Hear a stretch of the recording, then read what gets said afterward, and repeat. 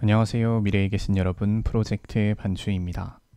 지금 이곳은 2022년 10월 16일 일요일이고요. 오늘의 반추를 시작하겠습니다. 먼저 오늘의 이슈를 보시겠습니다.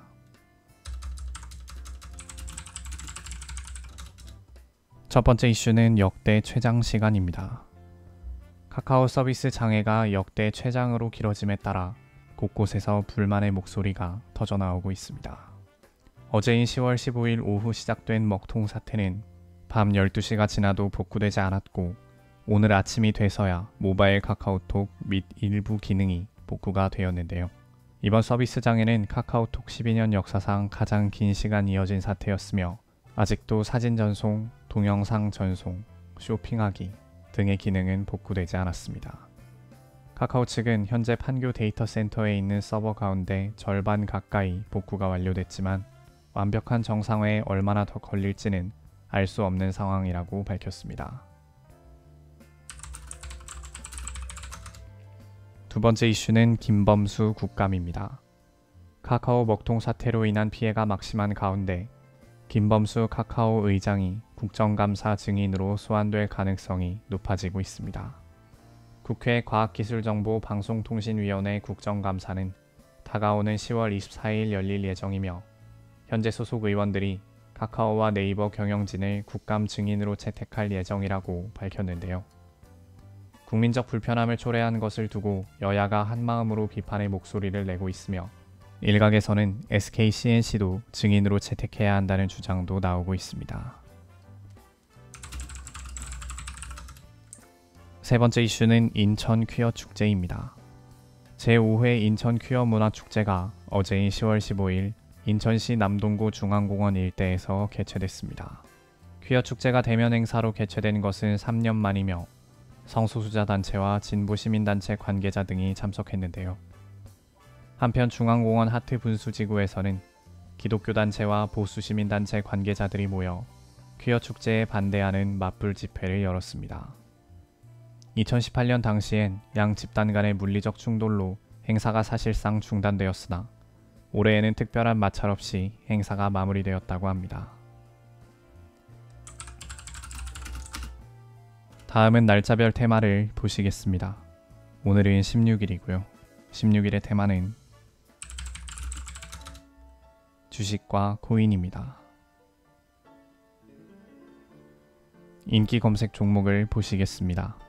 1위는 삼성전자 56,300원, 2위는 카카오 51,400원, 3위는 네이버 165,500원, 4위는 타이거 200 29,075원, 5위는 한화솔루션 46,950원, 6위는 SK케미칼 우 39,050원, 7위는 코덱스 레버리지 12,480원, 8위는 고오롱 인더우 23,850원, 9위는 코덱스 건설 2,625원, 10위는 LG화학 573,000원입니다. 다음은 가상화폐를 보시겠습니다. 1위는 리플 696원, 2위는 위믹스 2,730원, 3위는 비트코인 2,758만 6천원, 4위는 보라 317원, 5위는 이더리움 185만 1,500원, 6위는 이더리움 클래식 33,150원, 7위는 펀디엑스 681원, 8위는 칠리즈 263원, 9위는 스테픈 1025원, 10위는 이오스 1520원입니다. 이제 여담 시간입니다. 오늘의 여담 주제는 카카오 위기입니다. 카카오가 완전히 궁지에 몰리고 말았습니다. 저는 개인적으로 메신저로 카카오톡을 사용을 하고 지도 볼 때 카카오 맵을 사용하고 그냥 그 정도이지 그 외에 다른 카카오 관련 서비스를 막 많이 이용하진 않아서 굳이 피해로 따지자면 어제 딱 카카오톡 하나로만 피해를 입었는데요. 그런데 오늘 관련 소식들을 좀 접하니까 자기가 밥 대접하려고 만났는데 카카오페이가 안 되는 바람에 같이 간 사람이 계산을 해버렸다. 이런 사례도 있었고 또 선물 받은 기프티콘을 쓰려고 아웃백에 왔는데 기프티콘이 안 켜져서 식사를 마치고도 굉장히 난처했다. 이런 사례도 있었고, 카카오 모빌리티를 활용해서 전동 킥보드를 이용했는데 어플 상에서 이용 종료 버튼을 누르지 못해서 요금 폭탄을 맞게 됐다. 이 사례가 사실 가장 압권인 것 같습니다.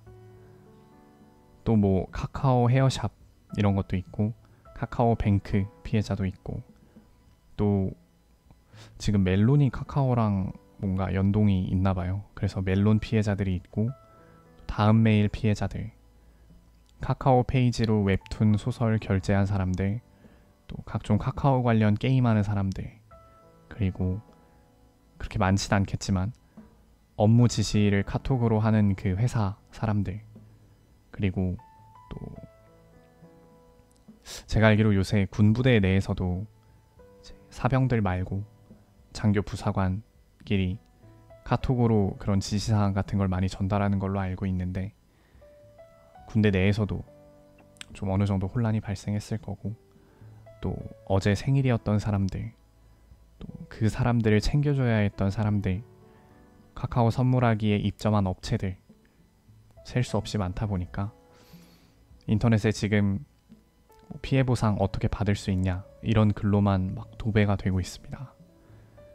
또 그럼 거기 댓글에 보상 받아도 몇백 원밖에 못 받으니까 마음 비워라 뭐 이런 얘기도 있고, 카카오톡 자체는 무료 서비스라서 보상해줄 이유가 없다 뭐 이런 얘기도 있고, 굉장히 의견이 분분한 상황인데요.